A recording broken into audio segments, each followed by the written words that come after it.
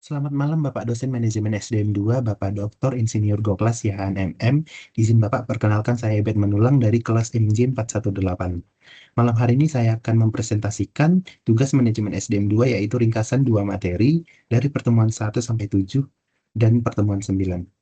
Saya akan mengambil materi dari sesi 6 kedisiplinan dan sesi 7 kepemimpinan. Yang pertama kedisiplinan. Menurut Rifai, kedisiplinan adalah alat komunikasi manajer untuk merubah perilaku karyawan serta meningkatkan kesadaran dan kesediaan menaati semua peraturan perusahaan dan norma sosial. Menurut Hasibuan, kedisiplinan adalah kesadaran dan kesediaan seseorang menaati semua peraturan perusahaan dan norma-norma sosial yang berlaku. Kedisiplinan memiliki dua sifat. Yang pertama, bersifat eksternal atau negatif, yaitu suatu kondisi di mana ketaatan yang timbul bukan karena kesadaran, melainkan karena takut dihukum. Kedisiplinan bersifat positif artinya adalah ketaatan yang lahir dari kesadaran pribadi akan pentingnya aturan bagi pencapaian tujuan organisasi dan diri sendiri. Kedisiplinan kerja memiliki tujuan yang pertama, mencapai sikap atau tingkah laku sesuai aturan serta mendorong inisiatif tindakan yang diperlukan meski tanpa perintah langsung. Kemudian mengarahkan perilaku karyawan agar tercipta relasi kerja yang harmonis. Menurut Henry Simamora, kedisiplinan kerja memiliki tujuan untuk memastikan perilaku pegawai konsisten dengan aturan yang ditetapkan organisasi. Catatan penting, pendisiplinan yang tidak tepat dapat merusak moral kerja dan menimbulkan dendam antar karyawan atau pengawas. Elemen dasar dan indikator kedisiplinan. Elemen dasarnya yang pertama adalah wewenang, yaitu proses pendisiplinan dilakukan oleh pejabat yang berwenang. Sedangkan bagian personalia atau HRD bersifat sebagai staf pemberi nasihat. Kemudian logis dan rasional, artinya adalah peraturan harus masuk akal dan dikomunikasikan secara transparan. Kemudian adil, artinya pimpinan tidak boleh menyimpulkan masalah secara tergesa-gesa. Menurut Malayu, terdapat beberapa indikator kedisiplinan. Yang pertama, absensi, yaitu alfa izin sakit, kemudian keterlambatan kerja, kemudian perputaran tenaga kerja atau labor turnover, kemudian frekuensi terjadinya kesalahan kerja, dan terjadinya pemogokan kerja.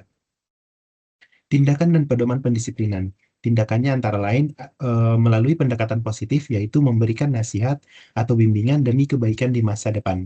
Kemudian ada pendekatan negatif, yaitu dengan peringatan lisan, peringatan tertulis, pencabutan hak, denda, dirumahkan sementara, penurunan jabatan, hingga pemecatan atau PHK. Kemudian pedoman penegakan disiplin. Yang pertama, dilakukan secara pribadi, tidak di depan umum, kemudian bersifat membangun yang disertai dengan saran perbaikan, kemudian dilakukan oleh atasan langsung dengan segera, kemudian tidak memberikan hukuman saat bawahan absen, kemudian bersikap wajar kembali setelah sanksi dijatuhkan, sehingga tidak menyimpan dendam. Kemudian kepemimpinan. Menurut Stoner, kepemimpinan adalah proses pengarahan dan pemberian pengaruh pada kegiatan anggota kelompok yang saling berhubungan tugasnya. Menurut Malayu, kepemimpinan menciptakan integrasi yang serasi dan mendorong gairah kerja karyawan untuk mencapai sasaran organisasi. Terdapat 3 strata kepemimpinan organisasi. Yang pertama, top management, yang bertugas untuk menyusun rencana, kebijakan, dan laporan, yaitu mereka yang menjabat sebagai direksi. Kemudian middle management itu adalah eksekutif pelaksana rencana dan kebijakan. Kemudian ada operating management, yaitu eksekutif lapangan atau unit pelaksana. Pemimpin atau leader adalah seorang yang memengaruhi, mengarahkan, dan memotivasi orang lain untuk bekerja sama mencapai tujuan bersama. Terdapat beberapa indikator kepemimpinan. Yang pertama, kejelasan pimpinan dalam memberi perintah, kemudian pandai membaca situasi, dan peka terhadap saran dan masukan. Kemudian pemberian penghargaan, teguran maupun pujian. Kemudian tinggi rendahnya tingkat kreativitas pimpinan dalam menciptakan suasana lingkungan kerja yang baik. Kemudian menciptakan disiplin diri dan disiplin kelompok. Dan kesediaan pihak atas dalam memberikan bimbingan, pengarahan, maupun contoh-contoh kepada bawahan. Konsep wewenang kepemimpinan yang pertama, top-down authority. Artinya, wewenang mengalir turun dari posisi atas, misal direktur menunjuk kepala bagian. Kemudian, wewenang berikutnya adalah bottom-up authority, artinya pimpinan dipilih atau diterima oleh bawahan karena adanya respek pribadi dan dianggap mewakili nilai-nilai penting bawahan.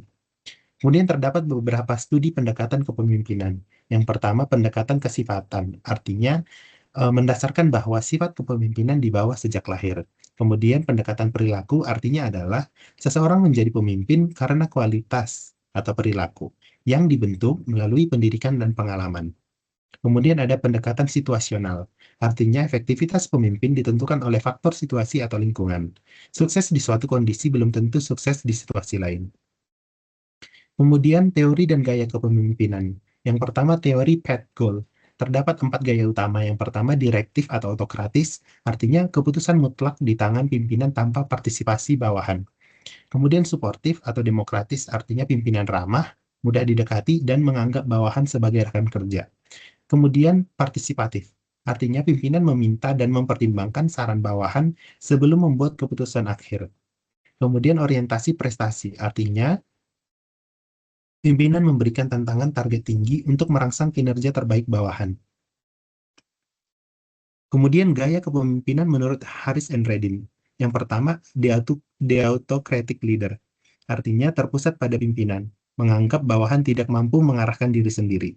Kemudian the participative leader, artinya konsultatif, mendelegasikan wewenang, dan mendorong kebatangan berpikir bawahan. Kemudian gaya kepemimpinan berikutnya adalah the free rein leader, artinya mendelegasikan wewenang secara penuh, bawahan dituntut memiliki keahlian tinggi, dan mengendalikan diri sendiri.